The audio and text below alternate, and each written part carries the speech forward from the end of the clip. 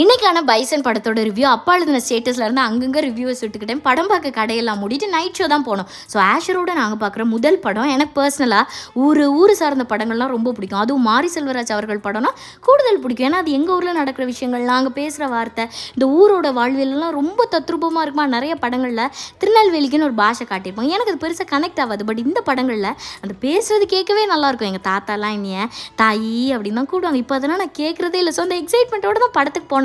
ஒரு கஷ்டப்படுற சாதிக்கணும்னு நினைக்கிற பையன் எவ்வளோ பாடுபட்டு அடிபட்டு மேலே வந்து ஜெயிக்கிறாங்கிறதான் ஒரு அழகான கதை.